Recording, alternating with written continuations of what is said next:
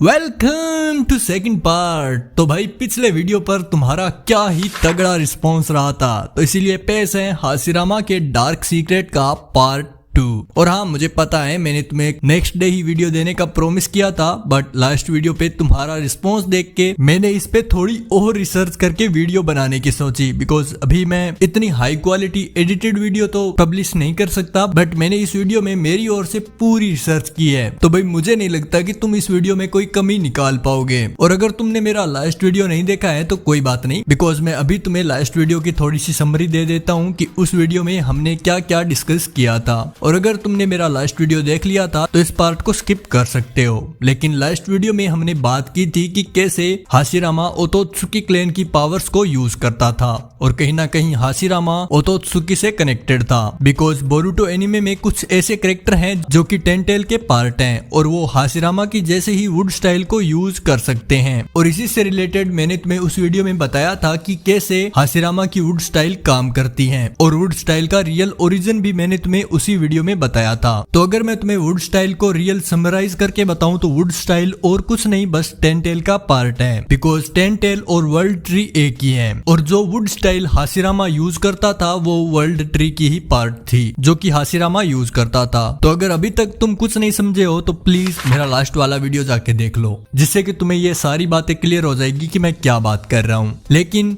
उस वीडियो का पॉइंट यही था कि हाशिरामा अपनी वुड स्टाइल के लिए वर्ल्ड ट्री की रूट्स का यूज करता था, और यामाटो भी इन्हीं रूट्स का यूज करके नारुतो के अंदर नाइन टेल को सप्रेस करता था। बिकॉज ये रूट एक तरह से टेन टेल का ही पार्ट थी, तो वो नाइन टेल के चक्रा को कंज्यूम करके उसे सप्रेस कर देती थी। और हाँ, मुझे पता है इसी को लेकर तुम्हारे माइंड में भी बहुत सारे क्वेश्चन होंगे कि अगर ऐसा था तो नाइन टेल का चक्रा कभी खत्म क्यों नहीं हुआ। बिकॉज यामाटो ने तो कई बार नारुतो के अंदर से नाइन टेल को सप्रेस किया था, और मेरे पास इसका प्रूफ क्या है कि हाशिरामा और यामाटो जो वुड स्टाइल यूज करते थे वो वर्ल्ड ट्री के पार्ट थे। और सबसे इंपॉर्टेंट क्वेश्चन कि हाशिरामा अकेला ही नेचुरल वुड स्टाइल को यूज कैसे कर पाता था। तो ये सारे क्वेश्चन का आंसर मिलेगा तुम्हें आज के इस वीडियो में। तो जल्दी से वीडियो को लाइक कर दो, बिकॉज ऐसे वीडियो बनाने में बहुत ही टाइम और रिसर्च लगती है, तो तुम्हारा एक लाइक बहुत ही मैटर करता है। तो जल्दी से वीडियो को लाइक कर दो और स्टार्ट करते हैं आज का हमारा वीडियो।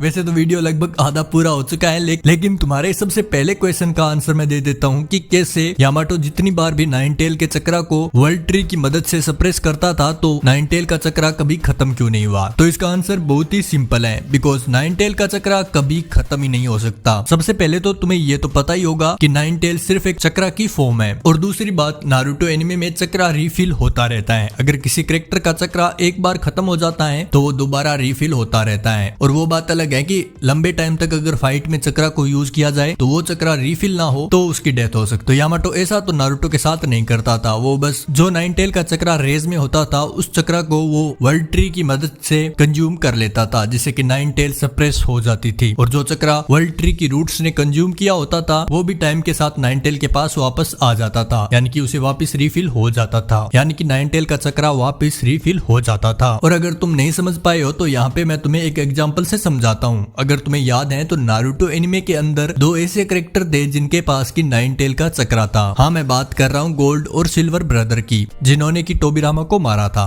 तो उनके पास भी नाइन टेल का चक्रा था, और वो हर एक फाइट में नाइन टेल के चक्रा को यूज करते थे। और उनके पास नाइन टेल का चक्रा इसलिए नहीं था कि वो नाइन टेल के चिंचुरी की थे या फिर नाइन टेल ने उन्हें अपना चक्रा दिया था। उनके पास नाइन टेल का चक्रा इसीलिए था क्योंकि उन्होंने नाइन टेल के चक्रा को खा लिया था, जिससे कि उनके पास नाइन टेल का कुछ चक्रा आ गया था, और उन्होंने उस चक्रा को कई फाइट्स में यूज किया था। तो अगर वो चक्रा थोड़े से अमाउंट में होता तो वो खत्म हो जाता, लेकिन ऐसा नहीं है, बिकॉज वो चक्रा जितना यूज होता उतना ही वापस रिफिल होता रहता। और तुम चक्रा के कॉन्सेप्ट को इस तरह से समझ सकते हो कि एक निंजा की बॉडी बाउल की तरह होती है, जिसके अंदर की चक्रा होता है जो कि बार बार रिफिल होता रहता है और भरता रहता है। अब मैंने मेरी ओर से जितना अच्छी तरह से हो सकता था उतना अच्छी तरह से तुम्हें ये चक्रा वाला कॉन्सेप्ट समझाने की कोशिश की है। तो होप करता हूँ कि तुम्हें मेरी ये बात समझ में आ रही होगी। लेकिन तुम्हारा सेकंड क्वेश्चन था था कि हाशिरामा अकेला ही वुड स्टाइल कैसे यूज कर पाता था, और दूसरी बात मेरे पास ऐसा क्या प्रूफ है कि जिससे साबित हो पाए कि हाशिरामा की वुड स्टाइल वर्ल्ड ट्री का ही पार्ट थी। तो इसका मेरे पास वैसे तो बोरुटो एनिमे से कुछ कैरेक्टर हैं जिनको कि मैं तुम्हारे साथ शेयर करके वैसे भी बता सकता हूँ, लेकिन इसका मेरे पास एक और प्रूफ है। जैसा कि हम सभी जानते हैं कि हाशिरामा जब भी वुड स्टाइल यूज करता था तो उसकी वुड हमेशा से जमीन से निकलती थी, और अगर तुम थोड़ा गौर करके देखो तो हाशिरामा हमेशा उन रूट के साथ हमेशा कनेक्टेड रहता था। जैसा कि तुम इन सीन्स में देख सकते हो कि हाशिरामा अपने इन बड़े बड़े गोलम्स और जो भी वुड स्टाइल हाशिरामा यूज करता था उससे किसी न किसी तरह से कनेक्टेड रहता था, बिकॉज हाशिरामा इन रूट्स में अपने चक्रा को ट्रांसफर करता था। अब यहाँ पे मेरी एक और थ्योरी है जिसे कि मैं तुम्हें बताना चाहता हूँ कि हाशिरामा कैसे वुड स्टाइल को यूज कर पाता था और कैसे वुड स्टाइल इतनी ज्यादा पावरफुल थी। तो सबसे पहले तो जैसा कि मैंने बताया कि हाशिरामा की वुड स्टाइल वर्ल्ड ट्री की रूट्स थी, जिन्हें कि हाशिरामा अपने चक्रा को उनके अंदर इन्फ्यूज करके यूज करता था, और हाशिरामा अपने चक्रा को शेप देके उन वर्ल्ड ट्री की रूट्स को भी शेप दे देता था, जिससे कि वो इतने बड़े बड़े गोलम्स और इतनी पावरफुल वुड स्टाइल को यूज कर पाता था। और अब अगर बात रही कि कैसे हाशिरामा ही एक अकेला कैरेक्टर था जो कि वुड स्टाइल को यूज कर सकता था, तो इसके पीछे बहुत ही सिंपल सा रीजन है, बिकॉज हाशिरामा असुरा का रिकार्नेशन था। हम सभी जानते हैं कि असुरा डायरेक्ट तो नहीं बट इनडायरेक्ट तरीके से ओतोत्सुकी क्लैन का मेंबर था, तो इसीलिए हो सकता है कि हाशिरामा भी वुड स्टाइल यूज कर पाता था। और इसी के साथ आज का ये वीडियो यहीं पे खत्म होता है, लेकिन मैं तुमसे जो बात मैंने तुम्हें लास्ट वीडियो में कही थी कि हम बोरुटो एनिमे को एक्सप्लेन करेंगे, तो उसी के बारे में मैं थोड़ी सी इन्फॉर्मेशन है जो कि तुम्हारे साथ शेयर करना चाहता हूँ। कि मैंने इसके बारे में सोचा था कि मैं बोरुटो एनिमे एक्सप्लेन करूंगा, बट मैं इतना अच्छा एक्सप्लेनर नहीं हूँ, लेकिन इसका मतलब यह नहीं है कि मैं बोरुटो एनिमे एक्सप्लेन ही नहीं करूंगा।